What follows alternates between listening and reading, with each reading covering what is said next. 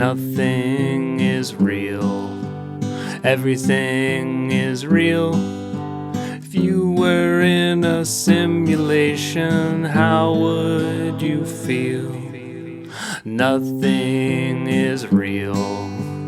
Everything is real. If you were in a simulation, how would you feel? Nothing is real. Everything is real. If you were in a simulation, how would you feel? Thoughts. Analog thoughts. Analog thoughts. Analog thoughts. Analog thoughts. Analog thoughts. Analog thoughts. Analog thoughts. Do do do do do do do do do. Hello, everyone. I hope you're doing amazingly. I hope you're doing wonderful. I hope reality is blessing you with all of the things you need in your life. I hope that the mother of all existence is opening your pineal gland and just vomiting pure light energy into all of your energy centers. And I hope that your energy centers are getting revitalized and electrified with that pure mother vomit. And I hope that it's coursing through your veins, the veins of your soul. And I hope your soul feels like a phoenix rising through the ashes of time and space as we coalesce into a single point that is being driven into the future, past, and present simultaneously, as the sweet mother vomit allows us to come together in one singular moment and vibrate on a higher level with the eternal breath. You gotta breathe. You gotta breathe it in. Soak it in. Soak it all in. Soak in that sweet mom vomit. I'm your host, Steven, aka Mount Analogue. This is episode 14. Welcome to everyone who has been here in the past and everyone who is just getting here now. Happy you're here. Happy you're listening. Life has been pretty good for me. I've been raising Tiny Human. Tiny Human is doing great. My partner and I have been raising Tiny Human. Tiny Human is doing amazing. I've been doing music. Been making a lot of songs and a lot of pieces of art. I did a show in Denver last Saturday, which was really, really fun. Thank you to everybody who came out to that show and had a good time and just shared the experience, got down and shared the experience. I have some more shows that I'm going to be announcing in the future that I am working out the kinks in right now. With this podcast today, it was like everything was kind of, I don't want to say everything was working against me, but I had a lot of factors working against me. I went to the library earlier to try and record this in like a little conference room, and it was not the vibe. As Ohio is super windy right now. That's the whole reason I went to the library in the first place, because my music studio is relatively quiet, but I have like an old house and my windows were just like, and I was like sick because it's been super, super windy, very windy. So anyway, yeah, I went to the library and it sounded even windier there. I got into this tiny little like cubicle conference tutoring chamber thing, and it was just like, I could hear like the roof rattling, and I was like, this is probably worse than at home. So I just waited, and eventually the like wind advisory that we were under went away, and now I'm recording this at night at like 10, and it doesn't seem to be windy outside at all. So hopefully it stays that way for the podcast. And if you hear my windows rattle, that's just, it's going to be what it's going to be. We're just going to run with it. You got to overcome adversity. You got to grab the bull by the horns. Or no, that doesn't work with this, but you got to overcome adversity. You gotta not let reality run you over. You gotta you gotta be the captain of your own ship. I believe in you. You got this. You've got this. Today's topic is something I have wanted to talk about for a hot minute. It's actually been on my list. It's been on my whiteboard, and I'm finally getting around to talking about it, and I'm super excited. I wanted to talk about simulation theory, or the simulation hypothesis. And coupled with that, I wanted to bring in a few ideas about artificial intelligence intertwining with the simulation theory. I'm sure in one way or another, because of just movies or books, you've heard of simulation theory. You know the basic premise. I think we all do. But it's actually not a new premise.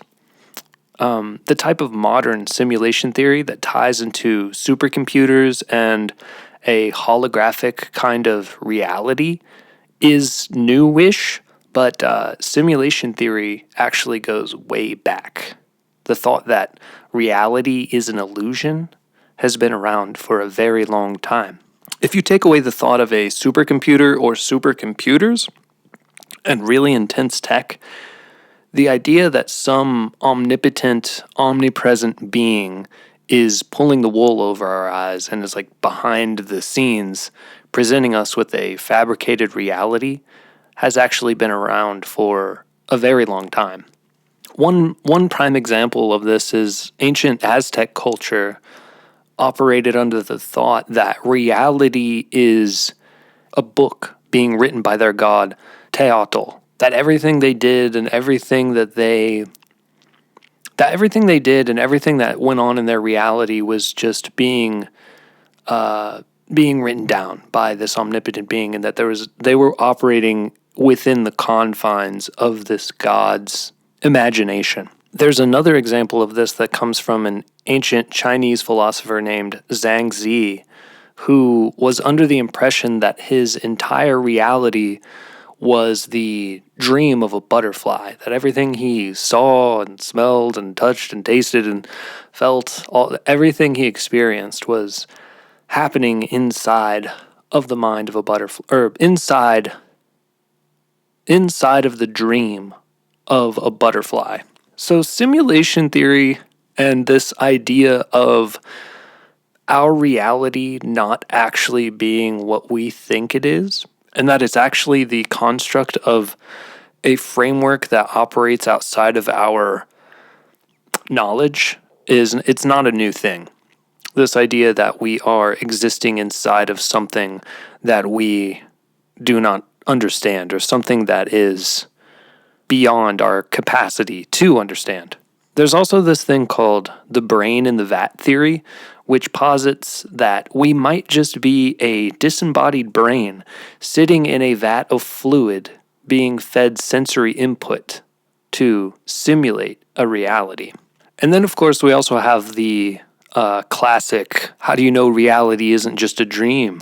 How do you know everything that we're experiencing isn't just us being asleep? And how could we know? We actually don't know. So that's part of the reason why I picked this topic, is it's just like, I feel like it's magic. It's magical in a way. It's got this essence of magic behind it, where it's like the very nature of reality is unknown. So let's kind of talk about that. There's this thing called solipsism, which in Latin literally means alone. And it's this philosophical idea that one's mind is sure to exist, and that it's the only thing that we can be sure of that exists. The external world and other minds cannot be known and might not exist outside of our own minds. So with solipsism and with Zhang Zi's butterfly dream, the Aztecs' god writing down their reality in a book, all of these ideas and all of these philosophical constructs came before computers. All of these thought experiments and all of these ways of looking at reality came before our modern simulation theory that ties into supercomputers. Or so we think. And who's to say we didn't have computers, thousands of years ago? I kind of have this theory, And I'm not even sure if it's my theory. I'm sure in the grand scheme of all of human history, someone else has had this thought. But I think, I don't even know if you'd call it a theory. It's just kind of something I think would be cool if an ancient civilization had computers, and the thought of like them maybe having an internet and how that internet might still exist, and there could be some way someday maybe we'll figure out how to tap into that internet, like this stream of knowledge that is exists in the, I guess, the cloud of, like, it's weird. It's like our internet now exists on these servers, and it exists also in this cloud, in this space that is almost like a that's almost like a that's almost like outside of the realm, outside of the physical realm. And it kind of reminds me in a way of like radio signals, how they exist in this electromagnetic field, and how they are tangible. Like there is a physical, like it's information being physically manifested into a different wavelength of reality, I guess you could say.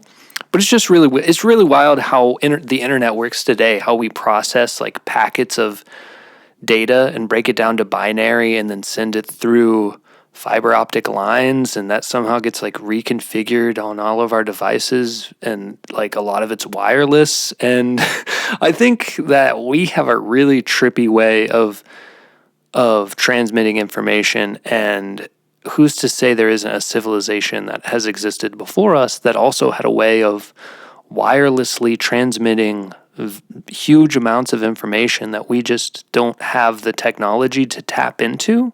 Not because we're not technologically advanced enough to tap into that energy, but maybe they just had a different way of distributing it. And I guess, for instance, it's like if you gave somebody like 6,000 years in the future a floppy disk, they're going to be like, what do you want me to do with this?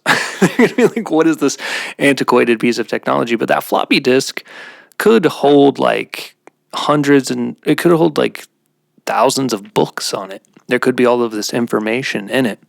And it's just this thought that I had, like maybe there were civilizations before us that could store and transmit information in ways that, albeit they might be antiquated compared to what we have access to now, but just different. They transmit and store information in a different way, and that maybe someday we will find something like that and tap into it. Anyway, all right, so back to, I got off the rails with that. And like I said, I don't know if that's my theory or not, or my thought or not. It probably isn't, but I think it's a cool thought. So back to simulation theory. Simulation theory falls under the category of skeptical philosophy. Skeptical philosophy can be both good and bad for pretty obvious reasons. On the one hand, it's great to question things. It's how we come to define facts. It's how we realize the nature of reality. It's how we get down to the bottom of things. But on the other hand, you can become so obsessed with skeptical thinking. You can become so obsessed with being skeptical that it's hard to it's hard for someone who is really deep into skeptical philosophy and skeptical thinking to accept any piece of information as fact at all.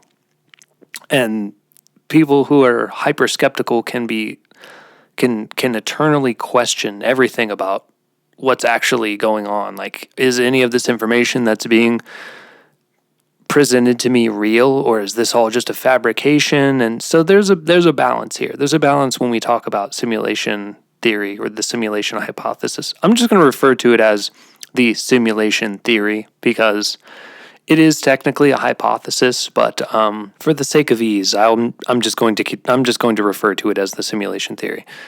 So with skeptical philosophy and all that, I'm not saying simulation theory is wrong, and I'm also not saying it's right. I think it's interesting. It could be true, it might not be true, and we'd have a hard time knowing unless someone who knew were able to tell us and convince us it was true or not true.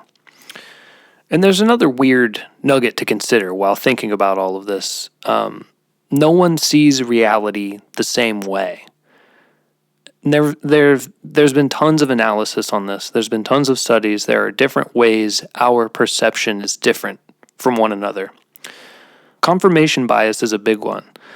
People's tendency to process information by looking for or interpreting information that is consistent with their existing beliefs. And with confirmation bias, we fall victim to our own self-imposed simulation in this weird way. Like, we need reality to be a certain way. And through this need to align our morals and ethics with facts, we will search out facts and information that can help us connect said morals and facts. Basically, with confirmation bias, we feel strongly about who we are, and we will find information that validates our own identity or our own way of thinking. And then with all of this, we get all the way down to the heavy end of the spectrum with simulation theory, the theory or hypothesis that we are actually inside of an actual simulated reality, and that there is something behind everything we see, projecting our reality to us, whether we are some kind of experiment or some kind of silly joke or some kind of game. This is the heavy end of the spectrum. Like I said, this is where everything in front of us is being presented to us. It is a holographic, unreal reality. Or I guess, what is the definition of real at the same time? But it is this reality that is not what it seems. And as an avid video game player, this really intrigues me because video games, in essence, are simulated realities. Everything is a fabrication. The dirt, the sky, the people, everything.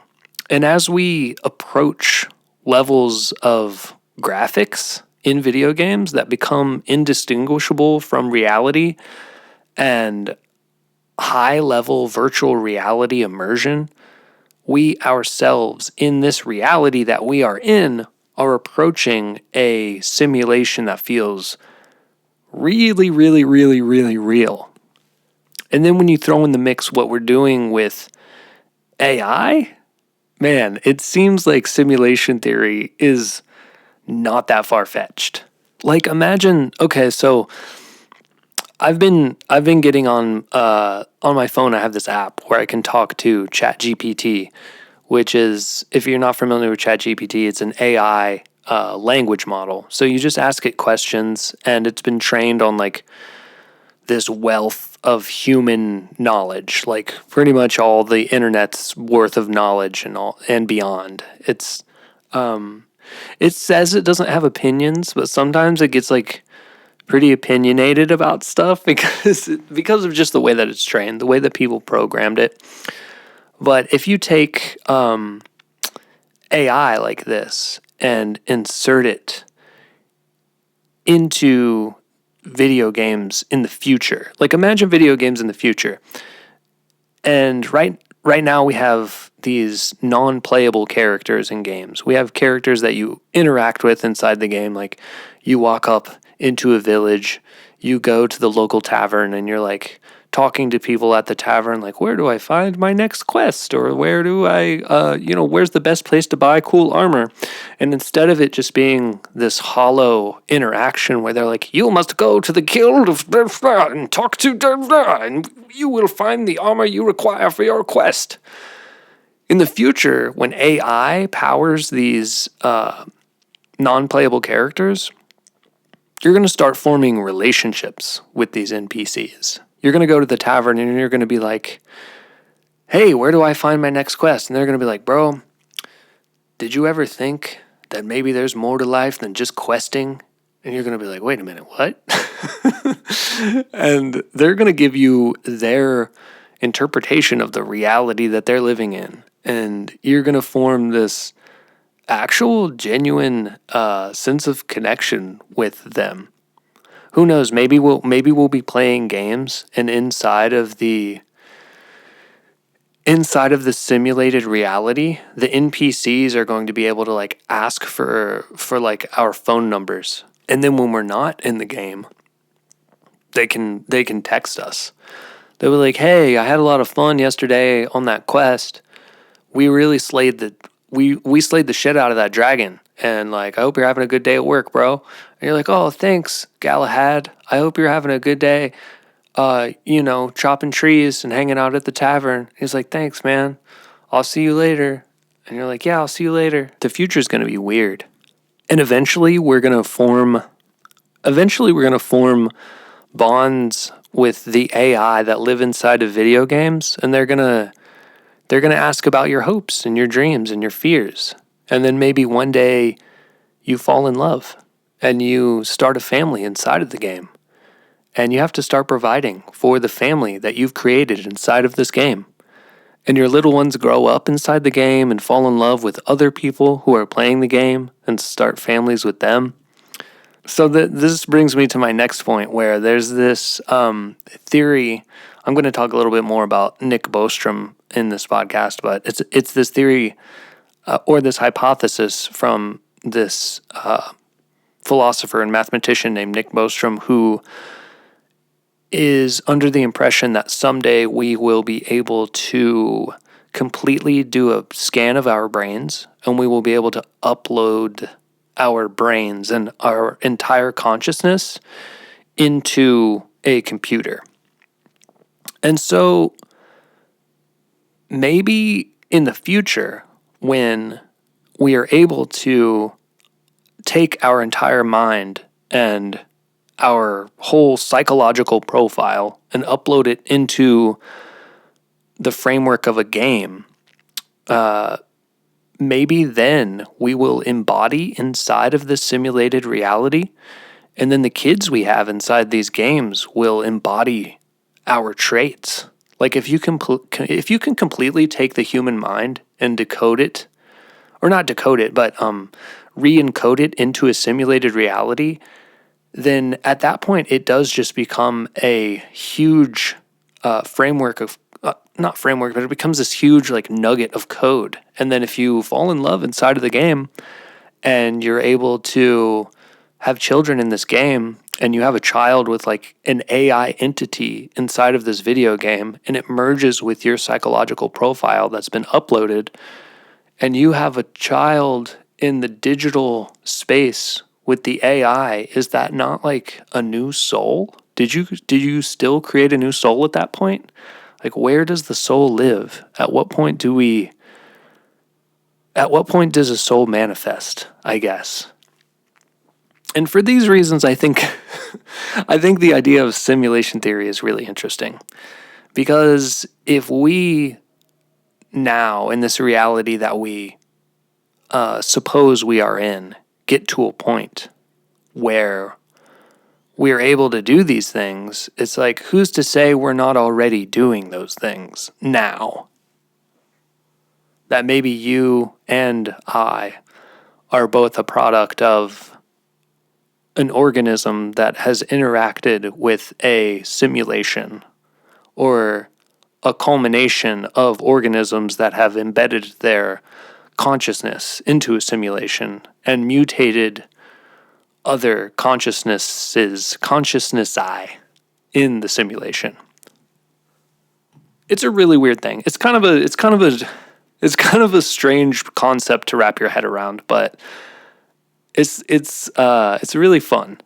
Let's say the entities inside of the video game don't interact with us outside of the video game. They just think we exist within the video game, or within the reality that they're existing in. We go into the video game and we go back to the tavern in the village, and we are talking to the homies there, would we tiptoe around the fact that the characters we were interacting with were in a simulation when we interact with them? Or would they just know? Would they just, because they are this artificial intelligence that can tell, or maybe they wouldn't be able to tell. That's the thing. Would we be able to talk about whether or not they were programmed, or maybe they'd be programmed not to talk to us about it, not to like lift the veil and break that fourth wall, you know? And then maybe there'd be some games where you could interact on that level. I don't know. I just think that the idea of AI being intertwined with these virtual simulated realities is really interesting. And furthermore, it's like, at what point are we even talking about a simulation anymore? If you can completely replicate or create a reality with beings living inside of it, is that not reality? And sure, like an argument could be made where it's like, but these really aren't conscious beings. They're just programs. And then I mean, my rebuttal to that would have to be, what is consciousness? Wait, once again, where does the soul live? Where are we? Aren't we just like this amalgamation of electronic signals and input data that gets calculated in our brains to steer our choices in this reality? So where does it begin? Where is the line between a simulation and an actual reality? And where's the line between a soul and a very sophisticated program? And let's say maybe once we further these technologies, that the NPCs inside the game will decide that they want rights, just like us. And people are going to find a way to embody these NPCs. They're going to upload them into highly sophisticated robots and shit. Like, the dude you're slaying dragons with in the new Elder Scrolls game is going to get uploaded into a cyborg, and now you're talking with him in your living room, and vice versa. You know, we're going to be able to fully assimilate into the game in such a way where we might be able to disembody ourselves. Like, my physical form, I'm done with that. I'm just going to go into this simulation and live inside there, and then we're just going to live inside the new Elder Scrolls game. And body's going to die. Like, people can come visit us and we can still like interact with them. The soul is still going to live inside of the thing, but we're just going to abandon the body. Reality is weird. And who's to say we aren't part of a complex reality, simulated reality like this already? Who's to say that? Well, I mean, anyone's to say. To ask the question, who's to say? We're all to say, like, this is real or this is not real, but no one actually knows. Hey, yo, so this is like the middle of the show, and I wanted to, first of all, thank everyone for dialing into this podcast. I'm glad that you're here, and I'm glad that you are sharing this experience with me. If you'd like to support the podcast, leaving a 5-star rating on whatever platform you're listening to this on goes a really, really long way. Also, if you are able to leave a review for the podcast, that also goes an extremely long way. Another way you can support the podcast, other than just telling your friends and family about it, is signing up on my Patreon. There is a link in the description of this episode and all the episodes, or you can just go to patreon.com and search for Mount Analogue, MT.ANALOGUE. You get early access to podcasts, early access to my music, early access to art, and all kinds of other cool stuff. However you support, I cannot thank you enough. Infinite thank yous. I love you. Infinite blessings to you. Let's get back to the podcast. One of the arguments against the simulation theory is that what reason would a godlike creature want to place me or anyone into a simulation?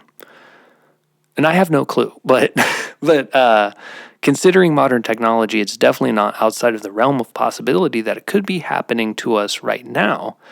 And if there was an entity or a set of entities out there that was capable of creating a reality like the ones I'm describing, I'm sure that I would not have the ability to even understand why they were putting me into it. Maybe they want to simulate history. Maybe I'm in a classroom right now and I am a piece of history that is being simulated on a screen to humans, 1 million years from now.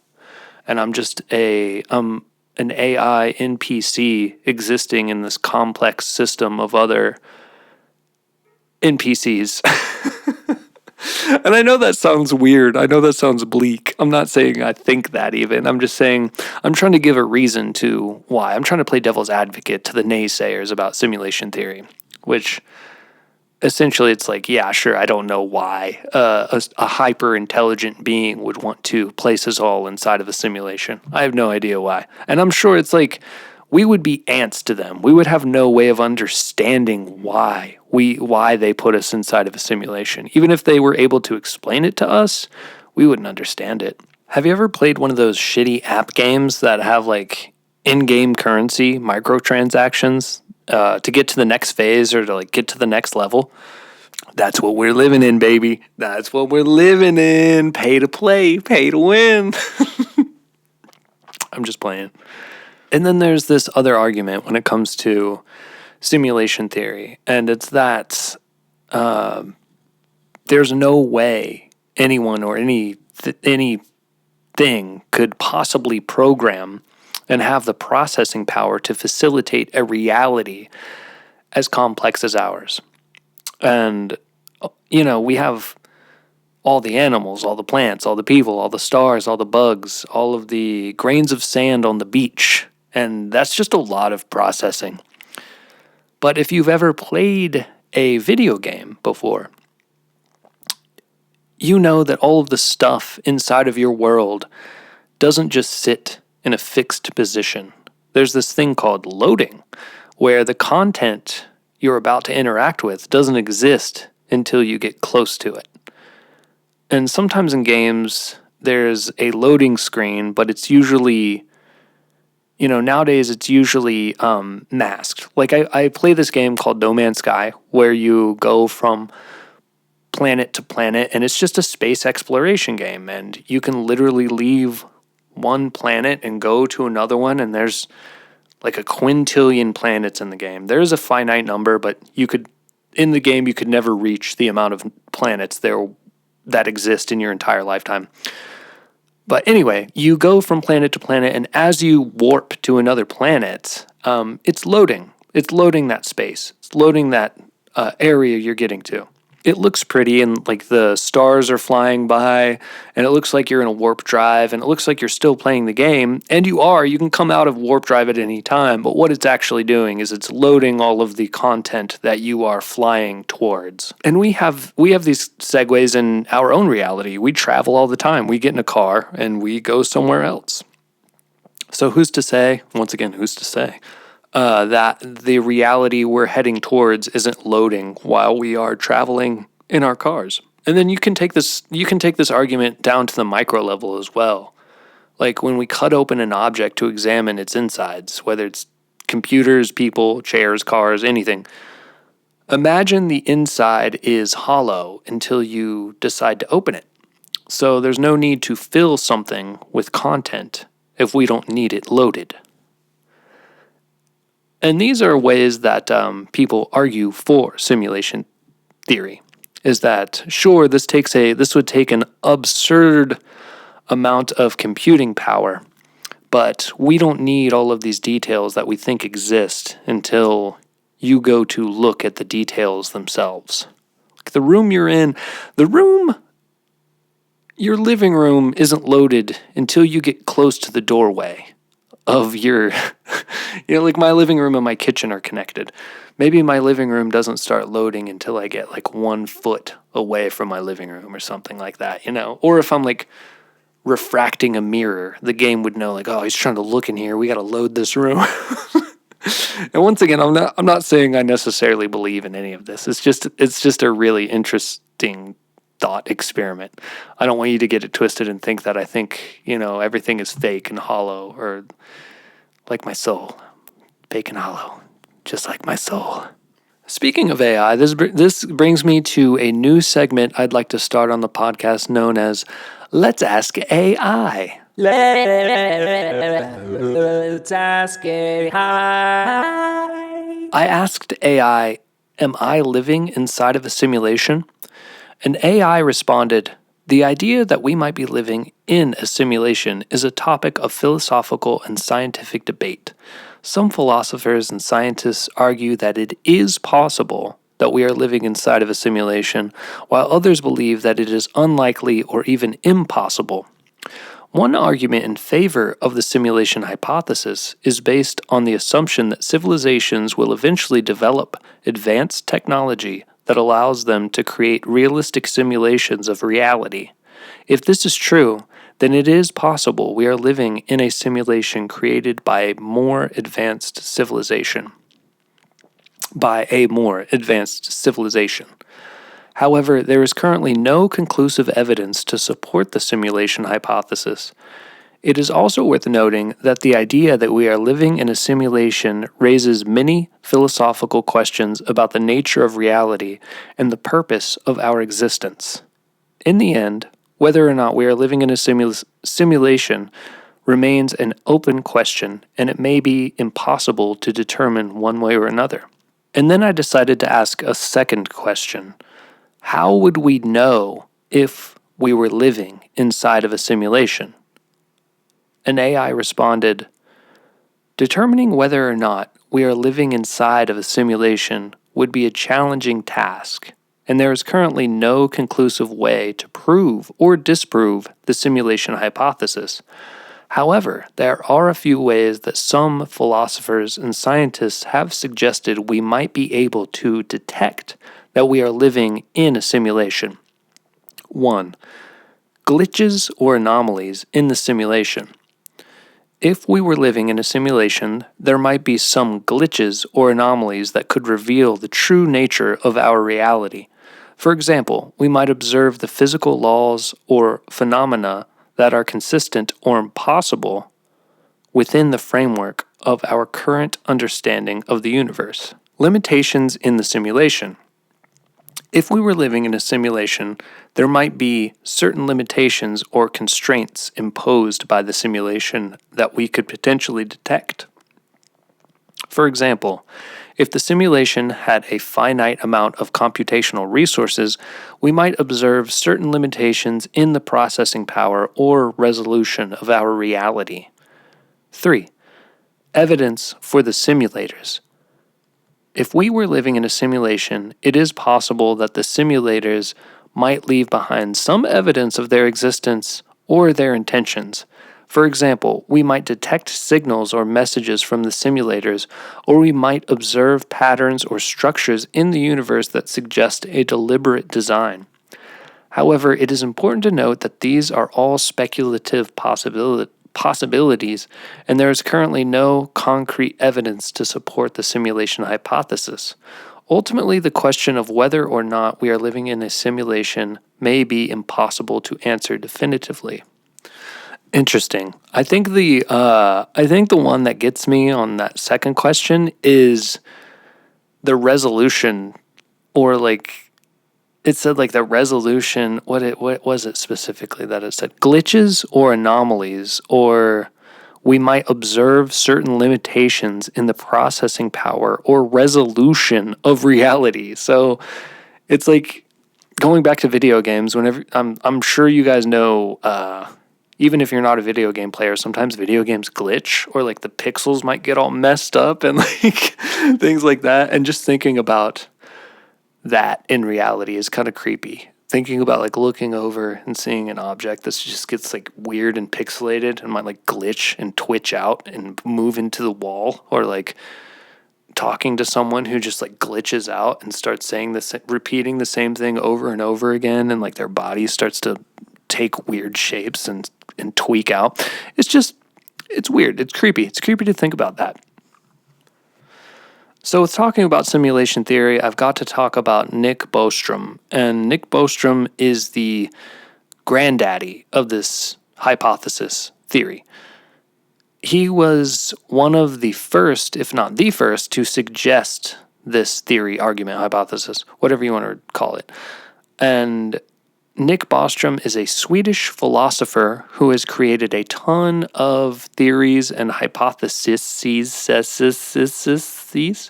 that deal with reality, simulation, brain replication. He's the guy we were talking about earlier who had the theory about scanning your brain and uploading it into a robot or into a computer.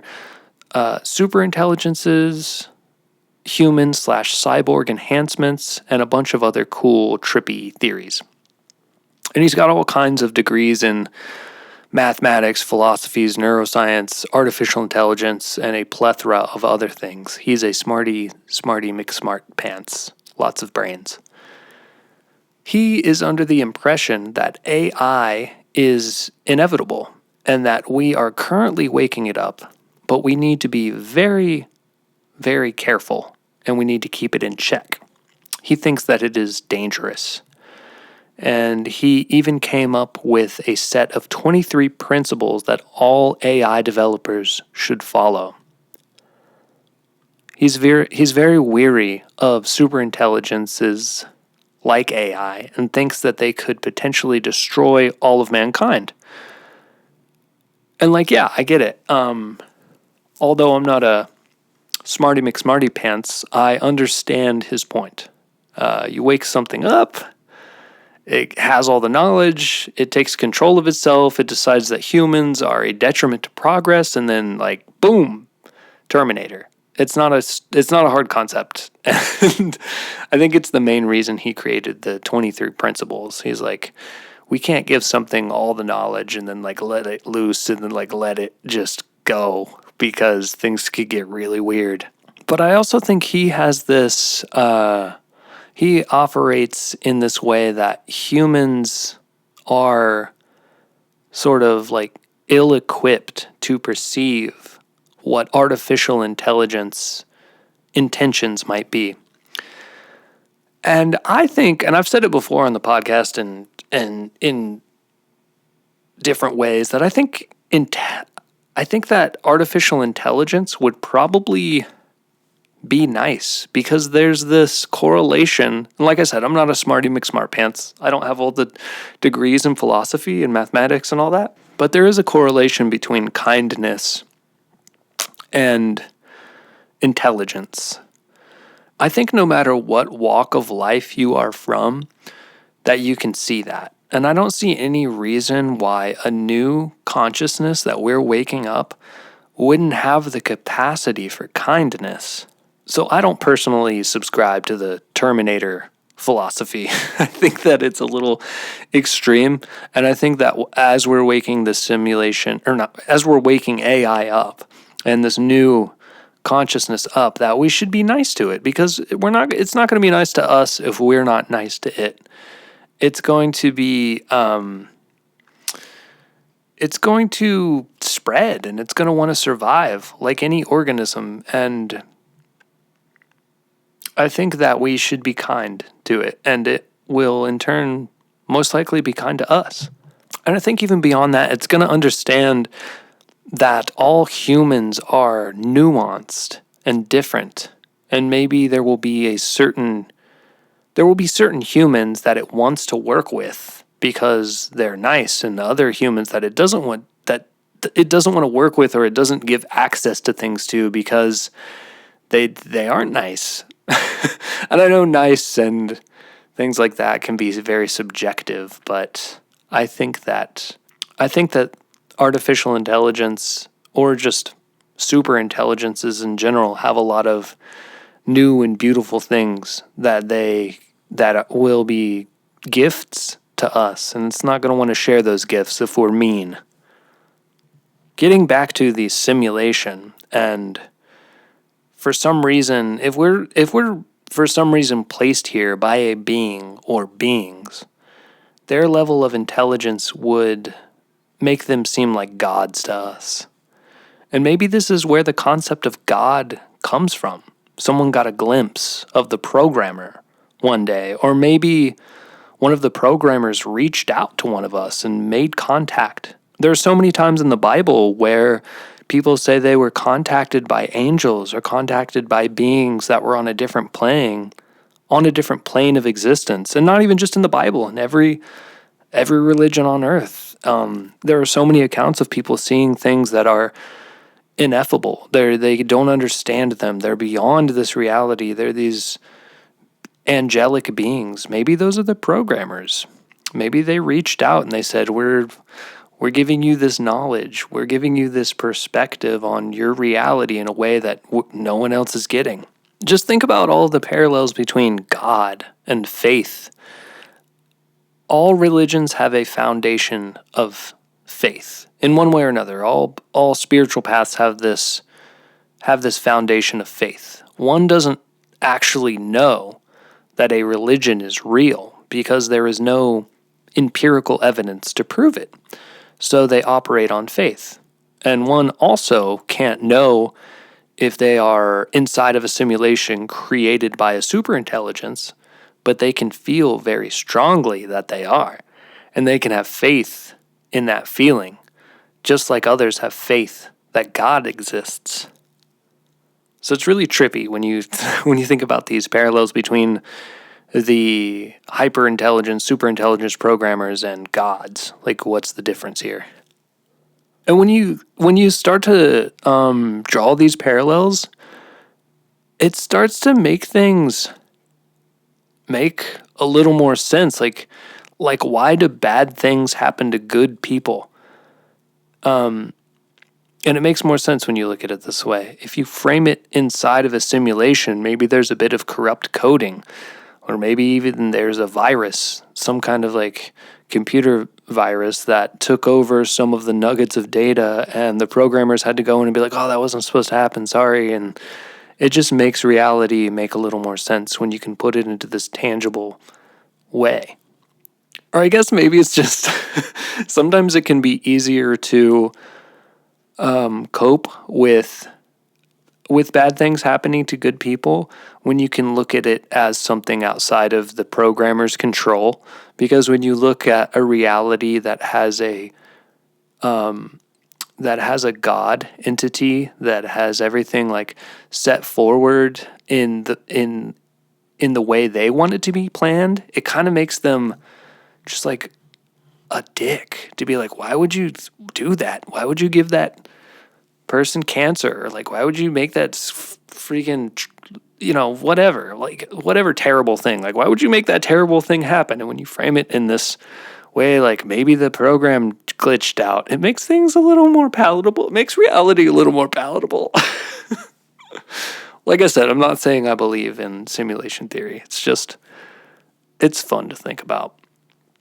And I also like the idea of like, hey, there is a programmer here. There is someone like still working on this code. It's not perfect, and it will never be perfect, and perfect is subjective as well. So it gives it this human element. Even if there is this godlike intelligence, it does give it this human element behind it all, where maybe we are made in the programmer's image. The programmer made us in their image. Thank you, omnipotent programmer. Blessed to the programmer. My next point kind of comes back to the episode I did about future energy, and if there are beings advanced enough to create hyper-realistic simulations and figure out the computing power needs to make that happen, we'd have to assume that they haven't killed each other. And that seems to be part of the foundation of any theory or hypothesis regarding humanity's future. Like, yeah, it could happen if we don't kill each other. And it goes back to AI and this goes back to AI may consider us so much of a threat to progress that it either kills us all or maybe decides to place us inside of a simulated reality where we can't do any real harm. And another interesting fact to go even deeper down the rabbit hole is the thought on top of all of this is the thought of the multiverse. Multiverse theory is really popular right now, and I think that it's because we're opening up these energy fields and these new worlds and beings inside of these new worlds, and it's subconsciously in the zeitgeist of our own world. And we know it's happening even if we aren't directly seeing or addressing it. We're creating other nodes within our reality. We're creating these other dimensions. We're creating infinite dimensions of multiverses. We're helping to create a new universe right now and new intelligences. And how long before these simulations we're creating and the beings that are living inside of them start creating their own simulations for their own beings? And how deep does it go? How far down does it go? It's like looking at one of those pictures of someone wearing a t-shirt, of them wearing that t-shirt, of them wearing that t-shirt, of them wearing that t-shirt, or like an infinity mirror within an infinity mirror. And I get this feeling that it's only the tip of the iceberg. Is there a critical mass? Does this multiverse inevitably implode upon itself, potentially creating a new Big Bang, a reset of all existence? And I'm not a smarty McSmartpants. I don't have all the degrees, but it is an interesting thought of we are creating this other dimension inside of our dimension, and inevitably someday they will do the same thing, and so on and so on, and then they'll tell two friends, and they'll tell two friends, and they'll tell two friends. There's this theory in theoretical physics where the Big Bang has been happening infinitely forever, and that reality has in one way or another been resetting itself over and over and over. There's one thought with this where we reach a state of entropy, where all of the energy in the universe expands so far out that it hits a sort of bubble and then explodes past this imaginary wall. But then there is this other thought that parallels more with what we're talking about now, that all of the systems and all of the constructs in the universe become so dense and so complex that they implode upon themselves, creating a new reality. And I think that's a very fun thought experiment. Are we what number are we on right now? Like, how deep down the multiverse rabbit hole are we before we inevitably implode? Are we reaching critical mass? Are we at the implosion point? I think if there are infinite universes, that they might all have different inception points. Like, they're all connected, but maybe all came about in a different way, possibly. Or maybe since they're all connected, maybe there's just one singular point and that they all come back to sprout from again. Some kind of like unified nexus point of all energy that consumes and rebirths everything all at once, every multiverse all at once, restarting all of them, fracturing and expanding and contracting infinitely forever. My brain kind of hurts thinking about it. Is energy in all of the multiverses connected, and does it all implode upon itself, or do the multiverses have their own big bangs that all happen on their own timeline? I don't know. I'm not a smarty McSmartpants. So, anyway, speaking of brains hurting, let's get on to today's fun facts. Our first fun fact is that your brain runs about 100 million billion operations per second. And that's how many synapses are firing, and that's how many, how many calculations you are doing every second. 100 million billion every second of your day inside your brain. The next fun fact is that your brain's storage capacity is considered virtually unlimited. Research suggests the human brain consists of about 86 billion neurons. Each neuron forms connections to other neurons, which could add up to 1 quadrillion connections. Over time, these neurons can combine and increase storage capacity. That's so insane that we have, the potential of our minds is mind-bending. Next fact is brain information travels up to an impressive 268 miles per hour. When a neuron is stimulated, it generates an electrical impulse that travels from cell to cell, and this impulse travels at 268 miles per hour, which is ridiculously fast. Next fact is the human brain weighs about 3 pounds, and that's about as much as a half gallon of milk. So the next time you're grocery shopping and you pick up that half gallon of milk, just think, this is about what my brain weighs. This next one's pretty crazy. A piece of brain tissue the size of a grain of sand contains 100,000 neurons and 1 billion synapses. Brains are just ridiculously complex supercomputers within themselves. That's how we're getting all this computing knowledge, all these synapses and all these neurons inside of our brain calculating all these things. We are the supercomputers manifesting their reality. Let's go. Next fun fact. The human brain can generate about 23 watts of power, enough to power a light bulb. Throw away all forms of alternative energy. We're going to brain energy. If we get enough minds on this with enough wires connected to the brains, imagine all the light bulbs we could power. And that concludes our fun facts. So what do we do with all this? We might be inside of a program. We might be the product of a superintelligence's experiment. We might be our reality might be a silly game or just a funny pastime for something that we can't even see or comprehend. But I don't think that makes our lives any less valuable. And that doesn't mean that we shouldn't be nice and try to create a positive experience for everyone. If this is a simulation, I think that it's a really beautiful simulation, and I'm really happy to be here. And I think that you should be happy to be here too. To all the nodes of energy and all of the ears listening in on this right now, remember to check on your mental health and remember to check on the mental health of your loved ones. Bye. Thoughts. Analog thoughts. Analogue thoughts. Analog thoughts. Analog thoughts. Analogue thoughts. Analog thoughts. Analogue